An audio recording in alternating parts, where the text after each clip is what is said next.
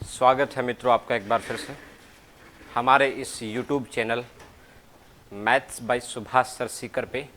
और आज हमारा कॉम्प्लेक्स नंबर का पार्ट 3 होगा।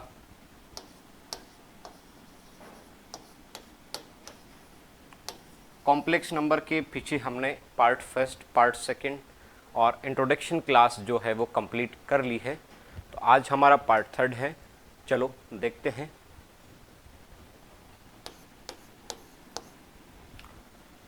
हमने पीछे के जो वीडियोस थे उनमें बात की थी कि आयोटा से रिलेटेड कुछ क्वेश्चंस किए थे।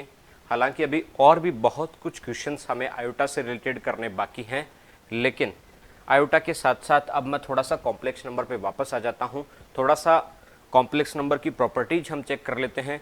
अलजेब्रा ऑफ कॉम्प्लेक्स नंबर थोड़ा सा हम डिस्कस कर लेते हैं। ठीक है मित्रों,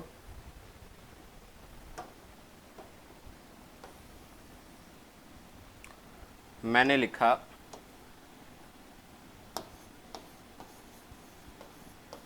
प्रॉपर्टीज ऑफ कॉम्प्लेक्स नंबर।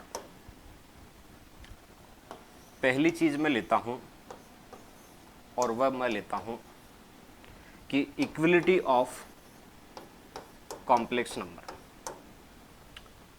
सम्मिश्र संख्याओं में समानताएं, सम्मिश्र संख्याओं में इक्वलिटी।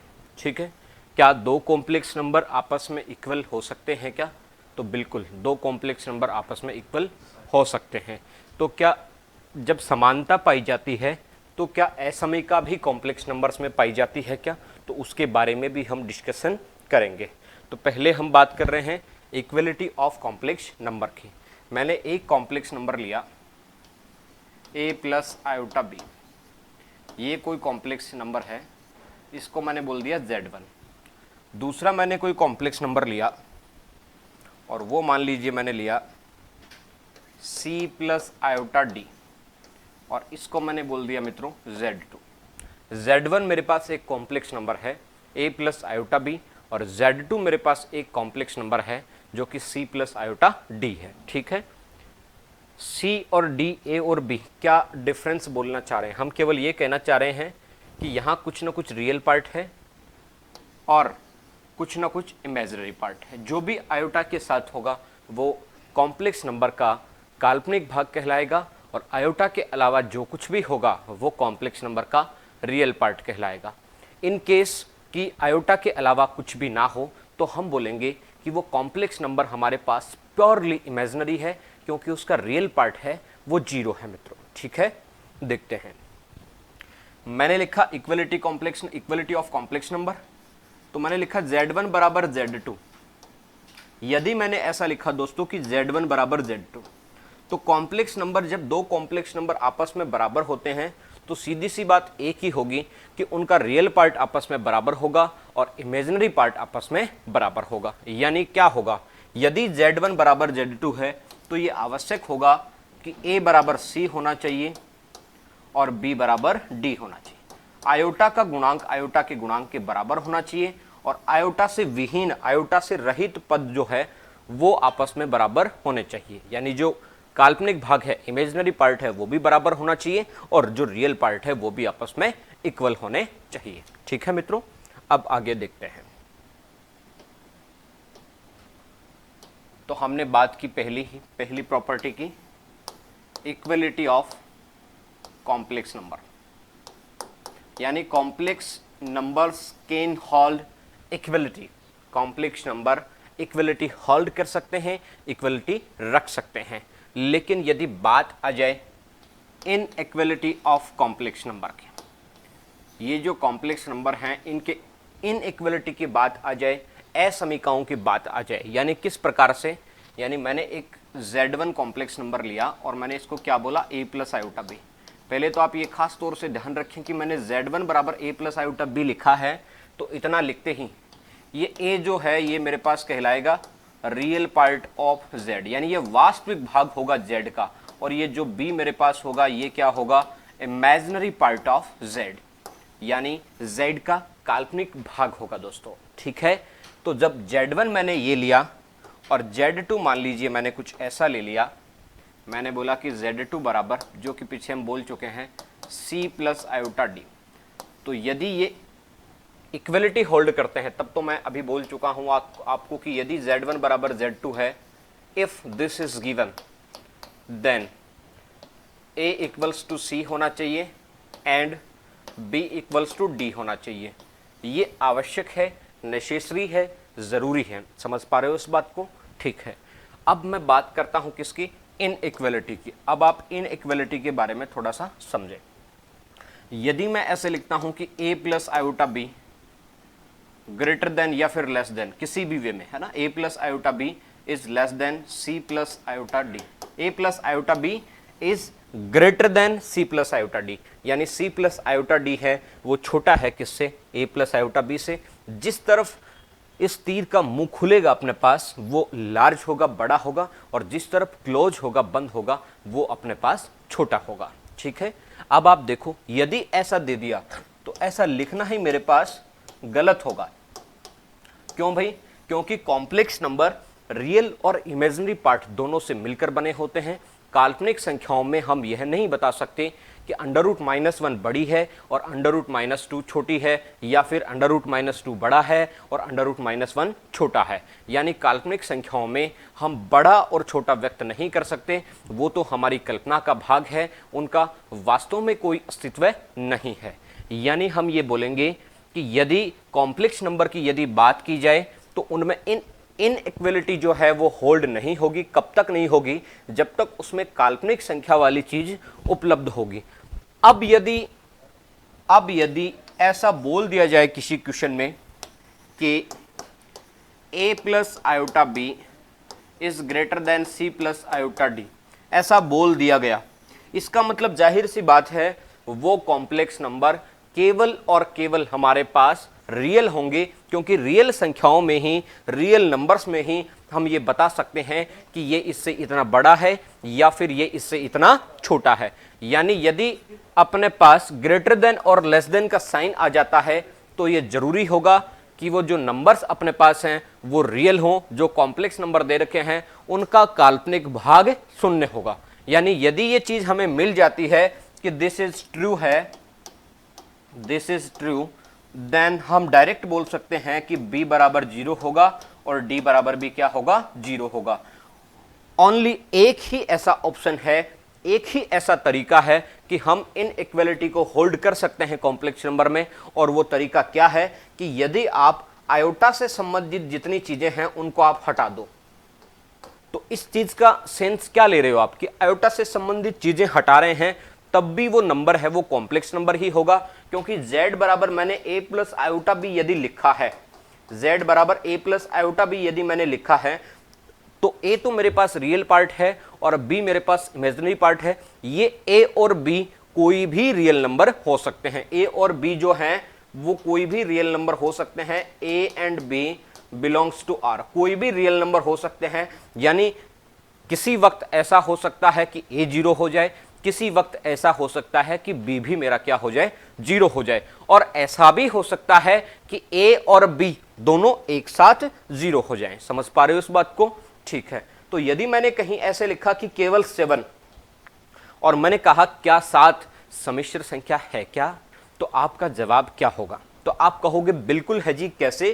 क्योंकि मैं 7 के साथ ऐसे लिख सकता हूं 7 प्लस आयोटा मल्टीप्लाई बाई 0। यदि आपसे कोई ये पूछ ले कि भाई साहब -50 क्या कॉम्प्लेक्स नंबर होगा क्या, तो आप बोलोगे कि बिल्कुल होगा, क्योंकि -50 एक रियल नंबर है जो कि हमारे पास एक ही जगह रहेगा, क्योंकि इसके साथ आयोटा तो है नहीं।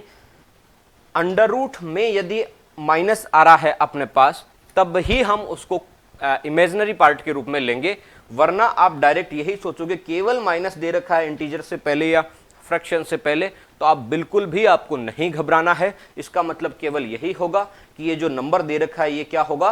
रियल होगा। हालांकि b भी रियल ही होता है, b इमेजिनरी नहीं होता, लेकिन आयोटा के साथ होने के कारण b अपना क्या होता है? काल्पनिक होता है, यानी काल्पनिक उसको कहा जाता है। z का काल्पनिक भाग कहा जाता है। क्यों? क्योंकि जो b है वो आयोटा के साथ होता है, जबकि a जो है वो रियल पार्ट कहलाता है, क्योंकि a के साथ किसी भी प्रकार से आयोटा नहीं रहता है। अब आप एक चीज देखें कि यदि इनइक्वालिटी मिल ही गई इसका मतलब आयोटा के जो गुणांक है वो क्या होने चाहिए, 0 होने चाहिए। यदि मुझे ऐसा कहा जाए कि c plus iota D is less than e plus iota F, तो आप तुरंत बोल दो कि साहब ऐसा तभी संभव है, लेस देन और ग्रेटर देन कॉम्प्लेक्स नंबर की भाषा में, अपने पास सम्मिश्र संख्या की भाषा में ऐसा तभी हो पाएगा जब अपने पास आयोटा के गुणांक, आयोटा के कोफिशिएंट ऑफ आयोटा क्या होना चाहिए, 0 होना चाहिए। इसका मतलब मैं डायरेक्ट यहां से बोल दूंगा कि भाई साहब डी 0 होगा और एफ भी क्या होगा, 0 होगा। तो इतनी बात आप समझ सकते हैं। तो मैंने क्या कहा, इक्वलिटी ऑफ कॉम्प्लेक्स नंबर, दो कॉम्प्लेक्स नंबर आपस में बराबर हो सकते हैं क्या, बिल्कुल हो सकते हैं। यदि दो कॉम्प्लेक्स नंबर बराबर हैं तो क्या होगा, उनका रियल पार्ट आपस में बराबर होगा और इमेजिनरी पार्ट भी आपस में बराबर होगा, यानी वास्तविक भाग आपस में बराबर होगा और काल्पनिक भाग भी आपस में बराबर होगा।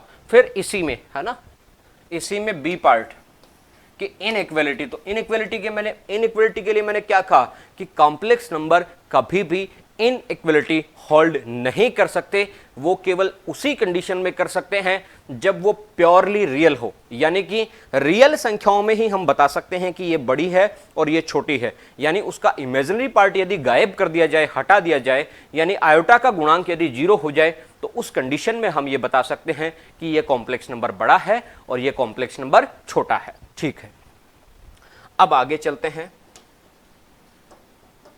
सेकेंड पॉइंट पे। सेकेंड पॉइंट मेरे को बोल दिया जाए कि एडिशन ऑफ कॉम्प्लेक्स नंबर, जोड़, योग, सम करना, जो भी आप बोलना चाहो, एडिशन ऑफ कॉम्प्लेक्स नंबर। ठीक है, तो यदि मुझे एक कॉम्प्लेक्स नंबर ऐसे दिया है कि z1 बराबर a प्लस आयोटा बी और दूसरा कॉम्प्लेक्स नंबर मुझे इस तरीके से दिया है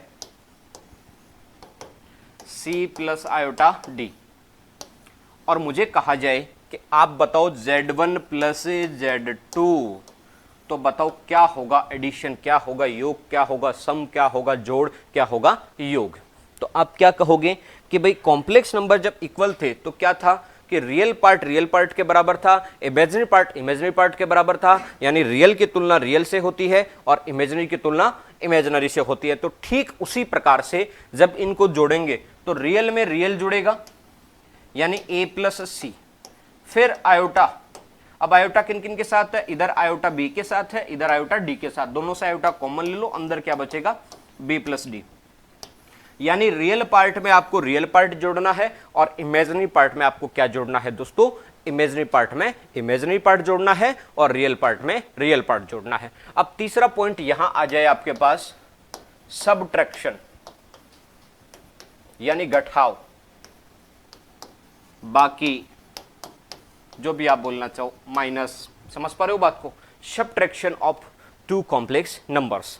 तो यदि यहां जोड़ की बजाय माइनस दे देता, z1 माइनस z2 दे देता, तो मैं ऐसे लिखता कि इसके रियल पार्ट में से, कौन किस में से, z1 में से मुझे z2 घटाना है, तो मैं क्या करूंगा, रियल पार्ट में से रियल पार्ट घटाऊंगा, तो a माइनस सी होगा, और फिर इमेजिनरी पार्ट में से इमेजिनरी पार्ट, तो आयोटा b में से आयोटा d घटाऊंगा, तो यहां क्या आ जाएगा b माइनस डी। आयोटा मैंने क्या ले लिया, कॉमन ले लिया। यानी कॉम्प्लेक्स नंबर में एडिशन आप इस तरीके से कर सकते हो और सब्ट्रैक्शन भी इसी तरीके से कर सकते हो, यानी नॉर्मल अलजेब्रा लगेगा। केवल इतनी बात का ध्यान रखना है कि रियल पार्ट में केवल रियल पार्ट ही जुड़ेगा और इमेजिनरी पार्ट में केवल इमेजिनरी पार्ट ही जुड़ेगा। अब अगले मुद्दे पे आते हैं।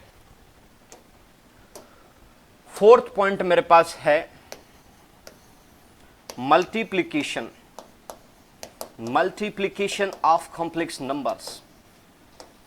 फोर्थ पार्ट मेरे पास है, दो कॉम्प्लेक्स नंबर का गुणा यदि हम कर रहे हैं भाई साहब, तो किस तरीके से करेंगे। तो आप एक चीज देखें, मुझे एक कॉम्प्लेक्स नंबर दिया है, मान लीजिए z1 बराबर a प्लस आयोटा बी, और दूसरा कॉम्प्लेक्स नंबर मुझे दिया है z2 बराबर c प्लस आयोटा डी। तो किस तरीके से करेंगे, तो आपको क्या करना है, पहले मैंने लिख लिया z1 मल्टीप्लाई बाई z2 बराबर, तो इधर क्या होगा a plus iota B, z1 का मान रख दो, मल्टीप्लाई बाई z2 का मान c प्लस आयोटा डी। इस तरीके से हम दोनों को रख लेंगे। अब जैसे नॉर्मल टू इक्वेशंस होती हैं अपने पास और उनको हम फिर मल्टीप्लीकेशन में करते हैं, जैसे LHS से LHS को मल्टीप्लाई करते हैं, ठीक उसी तरीके से आपको सोचना है कि LHS को LHS से गुणा कर दिया और उधर RHS को RHS से मल्टीप्लाई कर दिया। यानी इसको सिंपल दो एक्सप्रेशन को आप जिस प्रकार से मल्टीप्लाई करते हैं उसी तरीके से आपको करना है। अब आप देखना, पहले जो ये A है वो उधर दोनों से गुणा होगा, पहले A C से और फिर A किससे होगा, आयोटा D से। तो A मल्टीप्लाई बाई C क्या आ जाएगा, AC। A multiply iota D क्या आ जाएगा भाई, आयोटा AD। फिर आगे किसका नंबर आएगा, आयोटा B का। आयोटा B जब C से होगा तो क्या आ जाएगा, आयोटा BC। और जब आयोटा B आपका मल्टीप्लाई होगा आयोटा D से तो क्या आ जाएगा, iota into iota, iota square, और B मल्टीप्लाई बाई D यानी क्या आ जाएगा, BD। आपको पता है कि आयोटा स्क्वायर अपना कितना होता है, -1 होता है, इस वजह से ये क्या हो जाएगा, -BD। तो मैं उसको इस तरफ ले आता हूं, AC minus BD plus iota, इधर क्या आ जाएगा साहब, AD प्लस BC। अब आप ध्यान से समझना इस बात को, यानी आयोटा का जो अपने पास गुणांक है उनको हमें एक साथ रखना है और उसके अलावा जो भी कुछ हमें मिलता है, जो भी इंफॉर्मेशन हमें मिलती है उसको हमें दूसरी तरफ लिखना है। तो आप बताओ कि AC माइनस BD क्या होगा मेरे पास, आप कहोगे AC माइनस BD मेरे पास real part of Z1 multiply by Z2 होगा, जबकि AD प्लस BC मेरे पास क्या होगा, imaginary part of Z1 multiply by Z2 होगा, imaginary part of Z1 multiply by Z2 होगा। यानी जो मल्टीप्लिकेशन है वो भी साधारण अलजेब्रा के तरीके से हो सकता है, बस इतना ध्यान रखना है कि हमें हमेशा ऑलवेज क्या करना है, रियल पार्ट को अलग सेपरेट करना है और इमेजिनरी पार्ट को अलग सेपरेट करना है। यदि काल्पनिक भाग की बात की जाए तो आयोटा को नहीं बोलूंगा, काल्पनिक भाग आयोटा के साथ क्या है वो होगा, चाहे वो नेगेटिव साइन के साथ हो चाहे वो पॉजिटिव साइन के साथ हो, जो भी आयोटा के साथ है वो पूरा ही क्या होगा, इमेजिनरी पार्ट। जो भी आयोटा के अलावा है, यानी आयोटा के साथ ये इतना पार्ट हो गया मेरे पास, इसके अलावा क्या बचा, AC माइनस BD, तो AC माइनस BD क्या हो गया, रियल पार्ट यानी वास्तविक भाग हो गया। ठीक है, अब अगला पॉइंट लेते हैं। अगला पॉइंट लेने से पहले इसी गुणा के बारे में एक छोटी सी बात आपको बता देता हूं जो सबसे ज्यादा हमारे काम में आएगी। Z1 मेरे पास है A प्लस आयोटा B और Z2 मेरे पास है A माइनस आयोटा B, यानी Z1 मेरे पास क्या है, A प्लस आयोटा B और Z2 क्या है, A माइनस आयोटा B। यानी कि केवल किसका साइन चेंज हुआ है, आयोटा का साइन चेंज हुआ है। रियल पार्ट दोनों में सेम है, इमेजिनरी पार्ट भी दोनों में सेम है, डिफरेंस किसका है, केवल साइन का डिफरेंस है, एक में प्लस है और एक में माइनस है। तो अब आप देखो कि यदि मैं दोनों को मल्टीप्लाई करूंगा तो देखो क्या बनेगा। हालांकि मैं डायरेक्ट रिजल्ट लिख सकता हूं जैसे बुक्स में दिया हुआ होता है, लेकिन मित्रों आप ये ना समझना कि इससे हमारा थोड़ा समय चला गया। अब यदि हम समझेंगे नहीं इस चीज़ को, सभी इक्वल नहीं होते बच्चे, कुछ को यदि पहले से पता चल जाए तो अच्छी बात है, और जिनको ये आइडिया लगाना होता है कि किस तरीके से चीज़ें होती हैं उनके लिए हम थोड़ा एक्स्ट्रा एक्सप्लेन उसको कर देते हैं। तो आप यहाँ देखिए कि Z1 मल्टीप्लाई भी Z2, आप बताओ जब Z1 मल्टीप्लाई बाई Z2 कर रहे हो, LHS मल्टीप्लाई बाई LHS, तो RHS मल्टीप्लाई बाई RHS, तो ये क्या हो गया, A plus iota B multiply by A minus iota B। अब आप देखना A गुणा होगा दोनों से तो क्या आ जाएगा, A square minus iota AB, फिर आयोटा B दोनों से गुणा होगा, iota AB, iota B minus iota B, तो माइनस तो आ ही गया, फिर आयोटा स्क्वायर और फिर B मल्टीप्लाई बाई B क्या आ जाएगा, B स्क्वायर। अब आप देखो A स्क्वायर, यहां से आप ध्यान देना आयोटा स्क्वायर से -1 आएगा, -1 तो आ ही गया और उससे पहले माइनस ऑलरेडी है, तो -1 मल्टीप्लाई बाई माइनस क्या हो जाएगा, प्लस, तो ये क्या आ जाएगा, प्लस B स्क्वायर। अब आयोटा इस क्या B स्क्वायर के साथ आयोटा है क्या, नहीं है, क्या A स्क्वायर के साथ आयोटा है क्या, नहीं है, तो फिर दोनों को अलग से सेपरेट कर लेंगे, दोनों रियल पार्ट बनेंगे, दोनों मिलाकर रियल पार्ट बनेंगे। अब अगले आप चीज देखो कि यहां आयोटा बचेगा क्या, नहीं, ये प्लस का ये माइनस का ये क्या हो जाएगा, कैंसिल आउट। तो आपको ये ध्यान रखना है कि मैथमेटिकल टूल्स में जब हम अलजेब्रा के क्वेश्चन करते हैं इस प्रकार से मिलता है A plus iota B multiply by A minus iota B, तो क्या मिलता है, A square minus B square. लेकिन जब यही पार्ट इसी तरीके से आ जाए कि a plus iota B multiply B a minus iota B, तो क्या बनेगा a square plus B square. क्यों, कैसे बनाए? क्योंकि आपके पास जो आयोटा स्क्वायर है उससे एक माइनस और निकला, इसकी वजह से जो माइनस था उसको भी क्या बना दिया, प्लस बना दिया। इस चीज को आप ध्यान में रखेंगे। यानी केवल आयोटा के अलावा आपको मिलता है तो ए स्क्वायर माइनस बी स्क्वायर, और आयोटा के साथ मिलता है तो ए स्क्वायर प्लस बी स्क्वायर। तो ये एक काफी इंपॉर्टेंट इंफॉर्मेशन है जो काफी जगह हमारे काम में आनी है। ठीक है, अब मैं डिवीजन पर जाने से पहले संयुग्मी के बारे में आपको थोड़ा सा बता देता हूं। कॉन्जुगेट, हालांकि हमें अभी डिवीजन देखना है मल्टीप्लिकेशन के बाद, लेकिन थोड़ा सा मैं संयुग्मी के बारे में बता देता हूं। क्यों? क्योंकि इसके बारे में यदि पता नहीं होगा तो हम डिवीजन के क्वेश्चन जो हैं वो नहीं कर पाएंगे। दोस्तों, यदि मेरे पास ऐसे दिया गया कि एक कॉम्प्लेक्स नंबर Z1 बराबर a प्लस आयोटा बी, ये एक कॉम्प्लेक्स नंबर है, तो दूसरा कॉम्प्लेक्स नंबर Z2 बराबर क्या होगा? तो आप क्या कहोगे कि साहब हमें किस तरीके से करना है? जैसे मैं एक और लिख देता हूं, आप खुद ट्राई करना सेल्फ। मैंने कहा आयोटा माइनस 7 का संयुग्मी क्या होगा? Generally most of the time, अधिकतर समय कहां गलती होती है कि बच्चा क्या सोचता है कि जहां माइनस दिखा उसको प्लस कर दिया, जहां माइनस दिखा उसको प्लस कर दिया। किसके लिए? कंजुगेट के लिए, क्योंकि यही तो चीजें हम सीखते हैं। तो आप सोचो, मुझे आयोटा माइनस 7 दिया हुआ था, मैंने अगर ये लिख दिया आयोटा प्लस 7। अब जो थोड़ा सा समझ गए वो कभी ऐसा नहीं करेंगे, लेकिन जिन्हें समझ नहीं है वो ऐसी छोटी मोटी गलतियां कर सकते हैं। तो एक तो इस चीज से आपको बचना है, ऐसा बिल्कुल आपको नहीं लिखना। दूसरी खास चीज जो बच्चों से कॉमन गलती क्या होती है कि वो आयोटा को तो माइनस का कर देते हैं, मैंने ऐसे लिख लिया माइनस आयोटा, पर इस 7 को वापस क्या कर देते हैं, प्लस का। वो सोचते हैं कि एक ही जगह माइनस आएगा। तो आपको एक खास बात, एक रहस्य, लाइफ का रहस्य क्या समझना है? कॉम्प्लेक्स नंबर की लाइफ का रहस्य कंजुगेट के लिए क्या होगा कि आपको यह देखना होगा कि रियल पार्ट में आप कभी भी छेड़छाड़ नहीं कर सकते। रियल पार्ट चाहे नेगेटिव हो चाहे पॉजिटिव हो, रियल पार्ट जैसा है वैसा ही रहेगा, उसको आप कभी चेंज नहीं कर सकते। केवल छेड़छाड़ किसमें कर सकते हो? इमेजिनरी पार्ट में आप छेड़छाड़ कर सकते हो। यानी इमेजिनरी पार्ट में क्या करना है, जैसा भी इमेजिनरी पार्ट का साइन हो उसका जस्ट उल्टा कर देना है। प्लस है तो माइनस और माइनस है तो प्लस। तो आप बताओ इसका क्या होगा कॉन्जुगेट? तो आप बोलोगे कि आयोटा माइनस 7 है, तो पहले आप रियल पार्ट लिख लिया करो हमेशा। तो मैंने लिख लिया माइनस 7। अब ये क्या है, माइनस 7 प्लस आयोटा, इस प्रकार से ही तो है।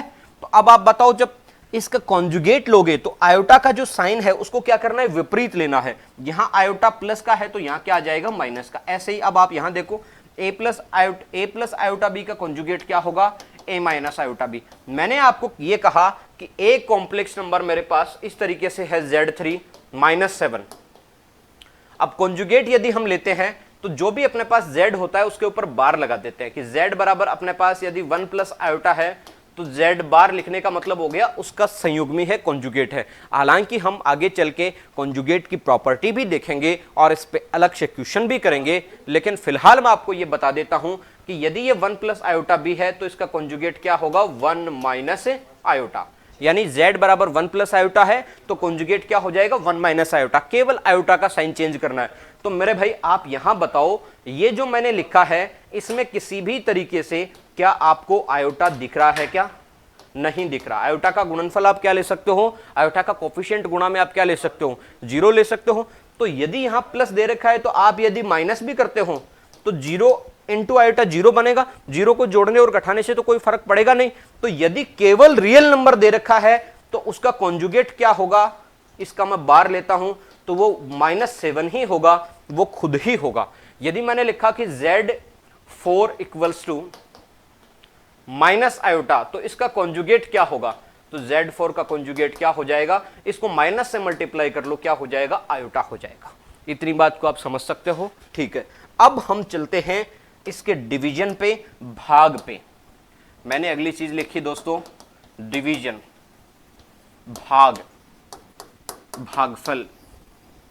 यानी दो कॉम्प्लेक्स नंबर को यदि हम डिवाइड करें तो किस प्रकार से हम उनको सोल्व करेंगे। यदि मैंने लिखा Z1 बराबर a प्लस आयोटा बी और Z2 बराबर c प्लस आयोटा डी, और मुझे बताना है कि Z1 अपॉन Z2 क्या होगा, यानी मैंने इनको किस में दर्शा दिया है, भाग में दर्शा दिया है।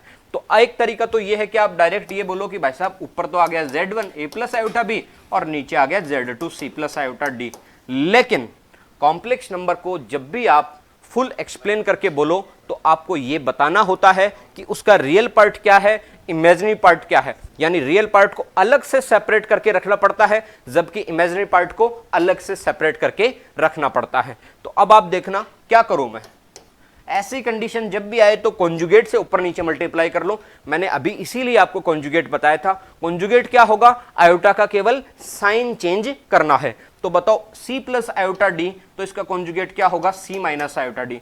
ऊपर और नीचे क्या कर लिया, C माइनस आयोटा डी से मल्टीप्लाई कर लिया। अब आप ध्यान से देखो, ये बन रहा है C प्लस आयोटा डी और ये बन रहा है C माइनस आयोटा डी। मैंने अभी अभी आपको बताया A plus iota B multiply B A minus iota B. बोलो भाई क्या बोला था, A square plus B square, क्योंकि आयोटा स्क्वायर भी आता है उसकी वजह से ये माइनस क्या बन जाता है, प्लस। यानी जो दोनों अपने पास रियल नंबर्स होंगे, एक तो आयोटा के साथ रियल नंबर होगा, एक आयोटा के अलावा होगा, उनका स्क्वायर करके जोड़ देना है सीधा सीधा, नीचे का काम खत्म हो जाएगा। यानी नीचे क्या आ जाएगा अपने पास, नीचे आप कहोगे सर मेरे पास सी स्क्वायर प्लस डी स्क्वायर आ जाएगा। और ऊपर का गुणा मैंने अभी आपको सिखाया है, डायरेक्ट आप प्रोडक्ट करो, कैसे, A plus iota B multiply by C minus iota D.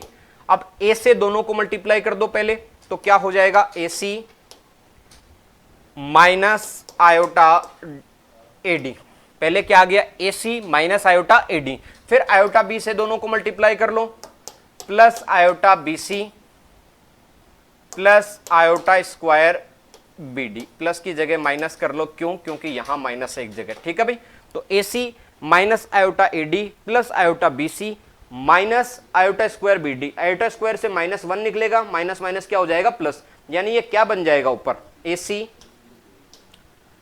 Plus B D. अब आयोटा कॉमन ले लो आगे, प्लस आयोटा। आयोटा कॉमन लेने पर क्या बचेगा, यहां से बचेगा बी सी और यहां से बचेगा एडी, लेकिन एडी के साथ साइन किसका है, माइनस का, तो ये आ जाएगा बी सी माइनस एडी। अब इतना ही आपको नहीं लिखना है, कॉम्प्लेक्स नंबर को अलग से सेपरेट करके लिखना है। ये बात मैं आपको समझा चुका हूं अभी। तो आप थोड़ा सा ये देखें, यहां मैं लिख देता हूं, ध्यान से देखना, अलग से सेपरेट किस तरह से करेंगे देखना। मैंने लिखा ए सी प्लस बी डी, ए सी प्लस बी डी। ये रियल पार्ट है क्या मेरे पास आयोटा के अलावा, तो इसको मैंने अलग ले लिया। एक बार इसके नीचे ले लिया सी स्क्वायर प्लस डी स्क्वायर। अब आयोटा के साथ वाला अलग ले लो, प्लस आयोटा क्या है उसके साथ, B C minus A D upon भाग में क्या है भाई साहब, C square plus D square. तो मेरे पास ये आ गया Z1 अपॉन Z2। तो Z1 अपॉन Z2 का यदि मुझे रियल पार्ट पूछा जाए, कभी कभी मुझे कहा जाए कि आप बताओ Z1 अपॉन Z2 का रियल पार्ट क्या होगा, तो real part of Z1 upon Z2 क्या हो जाएगा, A C plus B D upon C square plus D square. ऐसे ही बोल दिया जाए imaginary part of Z1 upon Z2। अब ये Z1 अपॉन Z2 कर दिया तो ये अपने आप में पूरा एक कॉम्प्लेक्स नंबर ही है, बस वो अलग टाइप का कॉम्प्लेक्स नंबर आ गया, लेकिन है एक कॉम्प्लेक्स नंबर ई। ठीक है भाई, तो देखो क्या आ जाएगा, आयोटा के अलावा वाला लिखना है आपको बी सी, यानी आयोटा के साथ में जो है, आयोटा के साथ में जो है वो लिखना है A B C minus A D upon C square plus D square. देख लो भाई, ये आ गया इमेजिनरी पार्ट और ये आ गया रियल पार्ट। तो काफी सारी चीजें हमने देखी हैं। अब देखो आगे चलते हैं, थोड़ा सा एक छोटा सा क्वेश्चन मैं ले लेता हूं आपके लिए। हालांकि हमने आज प्रॉपर्टीज ही ज्यादा देखी हैं। मैंने लिखा z बराबर cos theta plus iota 2 sine theta minus 1। ये मेरे पास क्या है, कॉम्प्लेक्स नंबर है, z इक्वल्स दे रखा है। बोल दिया जाए कि if this is z and z is purely z is purely, और मेरे पास बोल दिया जाए इमेजिनरी। z क्या है? प्योरली इमेजिनरी है, यानी क्या है? विशुद्ध काल्पनिक है। देन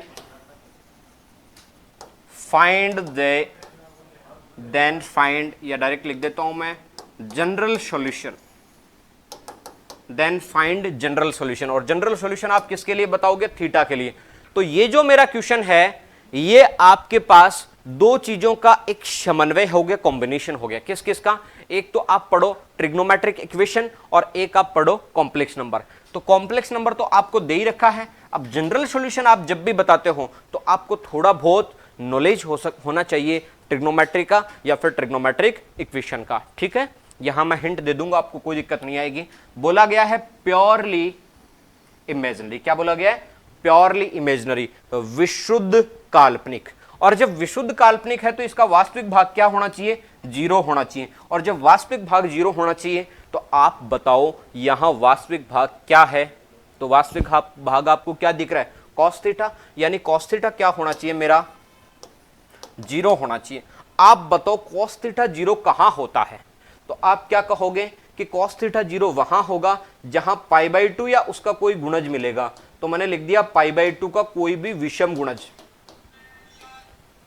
π/2 का कोई भी विषम गुणज, 2n + -1 π/2 है ना। 2n + 1 π/2 लिख दो, 2n - 1 π/2 लिख दो। बस किसका गुणज होना चाहिए? π/2 का विषम गुणज होना चाहिए, क्योंकि यदि सम गुणज आ जाएगा तब तो 2 से 2 कैंसिल आउट हो जाएगा, π/2 बचेगा ही नहीं आपके पास। समझ पा रहे हो ना बात को? तो ये हमारे पास क्या हो गया? जनरल सॉल्यूशन इसका। तो ये भी एक इंपॉर्टेंट चीज है। इसी क्वेश्चन में यदि ये बोल देता कि z इज प्योरली रियल, इसका मतलब क्या होता कि z प्योरली रियल होता, तो फिर हमारे पास ये काल्पनिक भाग 0 हो जाता। तो आप ऐसे बोल देते कि 2 sin थीटा -1 बराबर 0, और फिर आप इसके हिसाब से सोल्व कर लेते। यदि ऐसा होता तो क्या था? 2 sin थीटा बराबर 1, यानी sin थीटा बराबर 1/2। आप बताओ sin थीटा 1/2 कहां होगा? sin थीटा 1/2 कौन सी जगह होता है? तो अपने पास 30 डिग्री पे होता है, 30 डिग्री पे, यानी π/6 पे। और किस तरीके से लिखते हैं इसका जनरल सॉल्यूशन?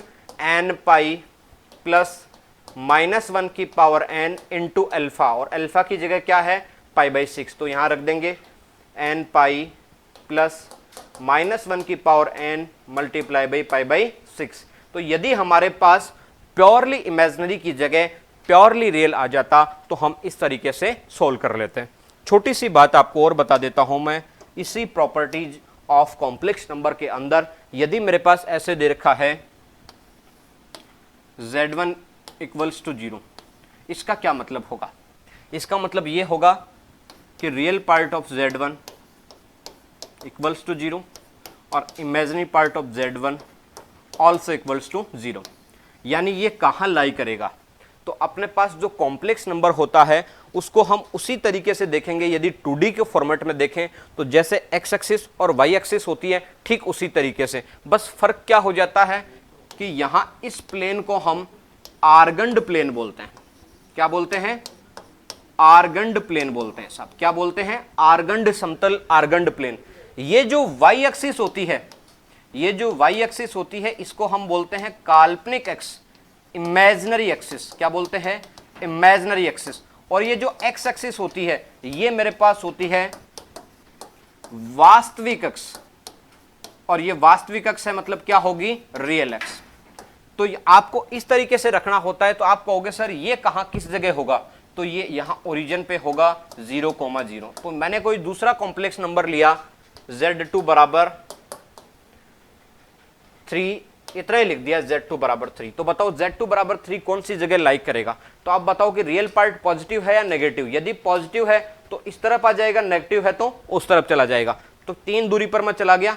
अब y मेरे पास 0 है, इसलिए y पे तो मुझे कोई दूरी तय करनी ही नहीं है, क्योंकि ये y एक्सिस है, यही क्या कहलाएगी? काल्पनिक एक्सिस। और ये x एक्सिस है, यही क्या कहलाएगी? वास्तविक एक्सिस, रियल एक्सिस। समझ पा रहे हो बात को? ठीक है, तो मैंने यहां कहीं पुट कर दिया या प्लॉट कर दिया 3,0। यदि मुझे दिया गया कि z3 मान लीजिए इस प्रकार से है 1 + i, तो बताओ प्लॉट करो। तो मैं क्या कहूंगा? मैंने इस तरीके से बनाया, मैंने कहा कि x पे भी 1 दूरी चलना है और y पे भी 1 दूरी, तो ये क्या हो गया 1,1। x और y में बोल रहा हूं भावनात्मक रूप से, लेकिन x एक्सिस को क्या बोलेंगे रियल एक्सिस और y एक्सिस को क्या बोलेंगे इमेजिनरी एक्सिस। ठीक है भाई। अब आप देखें आगे कि यदि मैंने कहीं ऐसा लिखा कि आप एक अच्छा क्वेश्चन बन जाता है हमारे पास, है ना, कुछ चीजें आपको दे देगा। जैसे कहा गया कि भाई निम्नलिखित सम्मिश्र संख्याएं हैं ना, following are complex numbers, then find which is true और विच इज नॉट, है ना, कि कौन सा कॉम्प्लेक्स नंबर है कौन सा नहीं है, 4 में से एक ही है, इस प्रकार से कुछ देगा। तो मैं कोई भी आपको ऑप्शन दे देता हूं, जैसे मैंने 2 ही ऑप्शन दे दिया आपको, एक ऑप्शन ए दे दिया, एक ऑप्शन क्या दे दिया बी। मैंने कह दिया ये हो गया √-1,2 और दूसरा ऑप्शन दे दिया 3,4। बताओ दोनों में से कौन सी सम्मिश्र संख्या होगी और कौन सी नहीं होगी। यानी ये सम्मिश्र संख्या को पेयर के रूप में दर्शाने का एक तरीका होता है कि उनके जो गुणांक हैं उनको आप प्लॉट कर सकते हो किसी प्लेन में, तो एक्स एक्सिस यानी रियल एक्सिस वाला पहले और इमेजिनरी एक्सिस वाला बाद में आता है। समझ पा रहे हो बात को, आयोटा के साथ वाला बाद में और आयोटा के अलावा वाला पहला। तो आप इसको देखो, ये क्या है √-1, √-1 क्या होगा आयोटा। जबकि आप एक चीज सोचो कि हम जब भी सम्मिश्र संख्या लिखते हैं, कुछ भी एग्जाम्पल आप ले लीजिए, मैंने ले लिया Z1 बराबर 3 + 4 आयोटा, तो यदि आप प्लॉट करते हो तो आयोटा कभी नहीं आता। आयोटा का गुणन जो भी अपने पास उसके गुणा में होता है, जो भी उसके पास कोफिशिएंट होता है वही आता है। तो आप बताओ यहां से क्या आता है, केवल 3,4 आता है। यानी आयोटा जैसी चीज इसमें कभी भी नहीं आएगी, ये अपने पास गलत होगा। केवल इसमें नंबर्स आएंगे, ये बिल्कुल हो सकता है, कोई दिक्कत नहीं। किस प्रकार से होगा 3 + 4 आयोटा, इस टाइप से होगा। तो ये अपने पास कॉम्प्लेक्स नंबर होगा और ये नहीं होगा। तो इस प्रकार से कुछ इन्फॉर्मेशन है, बाकी भी हम समय अनुसार अगले लेक्चर में अगले अपने पार्ट में देख लेंगे मित्रों। तब तक के लिए बाय बाय, स्वस्थ रहो, मस्त रहो और अच्छे से पढ़ाई करो और सब वीडियो को अच्छे से शेयर करना भाई, है ना, सभी को शेयर करना है। ठीक है भाई, राम राम, बाय बाय।